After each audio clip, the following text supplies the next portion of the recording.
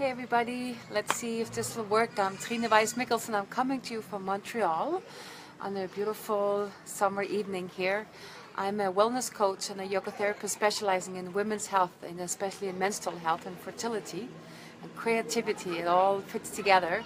And that sacred feminine that I feel it's time that we balance that out with the beautiful masculine.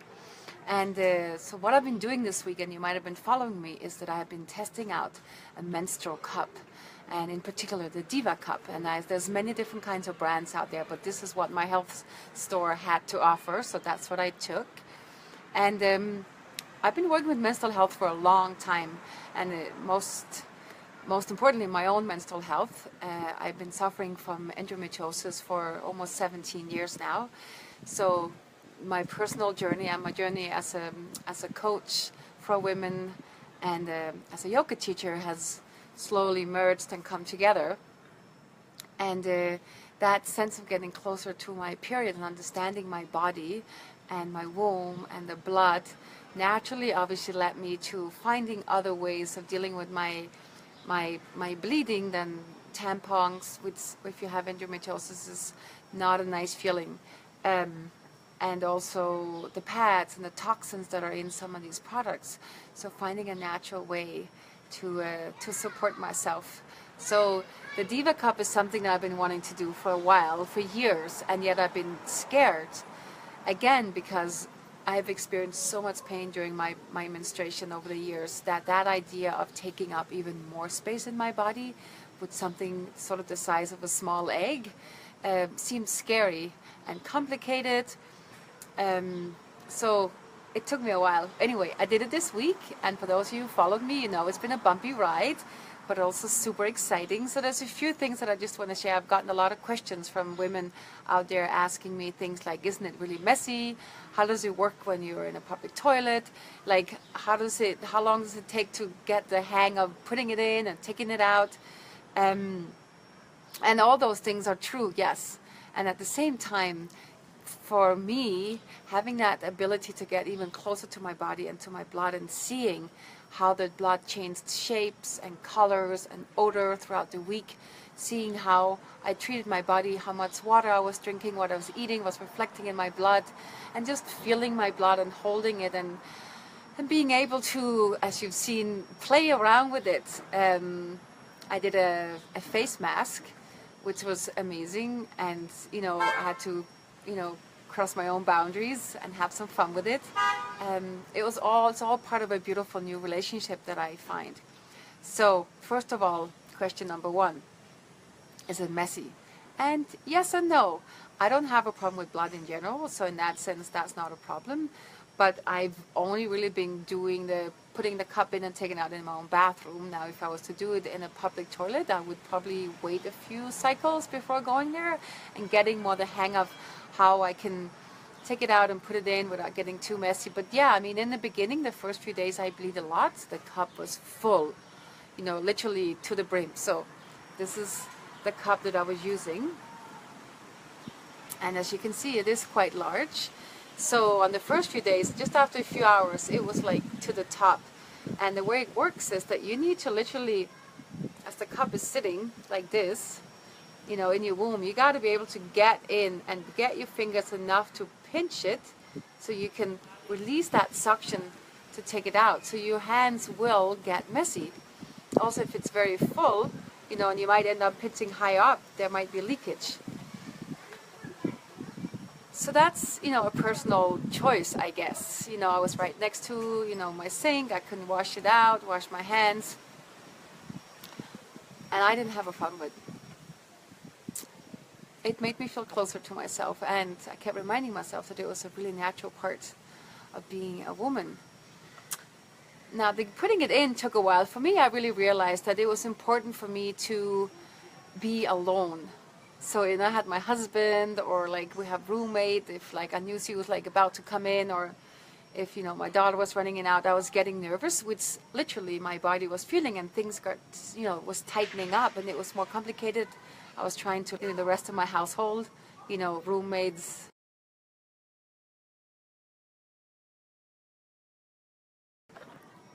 Oh, sometimes the connection cuts. So yeah, making sure that roommates weren't around, child, husband. So once I would be in the bathroom by myself, what works best for me was literally squatting down on the floor. And then there's two different kinds of folds that you can do. There's a fold where you literally just pull down, and you'll see it creates this nice little space here. So you pull it down like that so it becomes much smaller, and then you insert it that way and up. The other fold is what's called a C fold, where you fold around like this. So it's a little wider, but it's an even shape. And you move it in that way. And as it comes in, you literally let go, and it goes whoop, a little bit like an umbrella. It flips open. And that part's not a problem.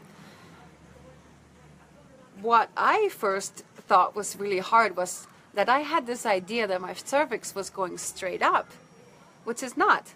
The cervix is sort of following along the earth.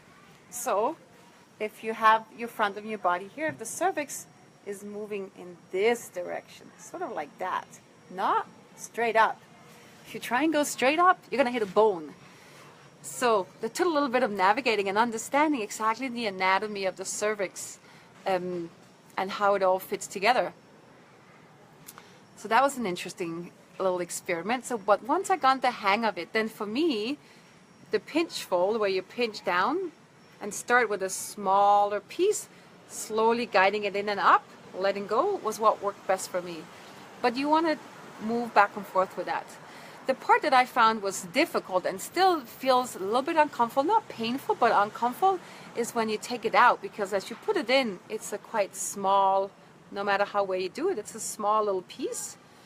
But as you maneuver it out, even though you pinch down to release the suction, it's still quite a large space, and the outside of the rim here is it's quite hard. I mean, it's all soft, but it's quite hard.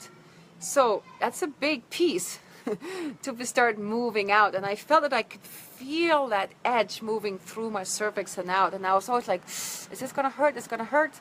It didn't really hurt, but it was just an uncomfortable feeling. A little bit like if you go to your annual exam, you know, and they put in those big clamps, and it doesn't really hurt. It's just that it's a little bit of an uncomfortable, and your body, at least my body, is sort of on the defense. But as I was moving through it, it got more and more, you know, safe. And as when I take mine out, I would just squat down on the floor, I relax, and I sort of bear down a little bit, like as if you're trying to push out.